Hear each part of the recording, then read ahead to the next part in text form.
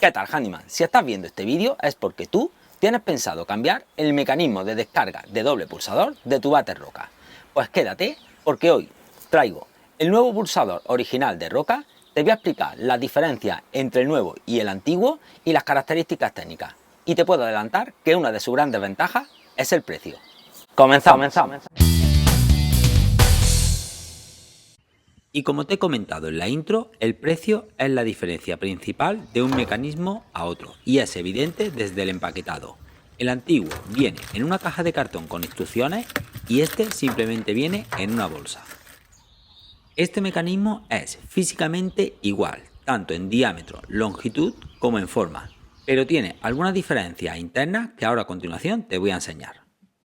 El mecanismo está formado por dos partes igual que la anterior, la parte fija que va en el depósito y el mecanismo. Y para que veas que físicamente son iguales, voy a encajar el mecanismo antiguo en la pieza nueva fija que va en el depósito. Otra de las diferencias evidentes es la junta de estanqueidad. En el antiguo venía de caucho negro y en el nuevo viene de silicona transparente. Otra más es la boya de presión. En el antiguo venía de plástico azul y en el nuevo viene de corcho. Y la última es la pieza donde encaja los pulsadores. Como puedes ver en la imagen es totalmente diferente, pero no hay ningún problema porque es muy fácil de cambiar y a continuación te lo enseño. Esta pieza es basculante, con dos topes traseros y un pequeño tope lateral en este lado que hace que no se salga de su sitio. Pues bien, lo que tenemos que hacer es dicha pestaña extraerla un poquito hacia el lateral para poder sacarla hacia afuera, como puedes ver en la imagen.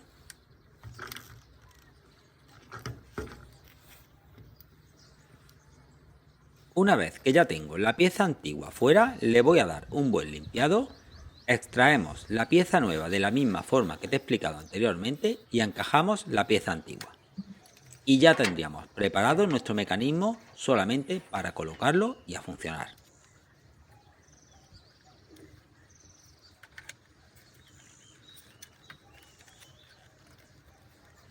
Bueno, espero que te haya gustado este vídeo, que te suscribas al canal y que me regales un buen like. Nos vemos en el siguiente vídeo. Adiós.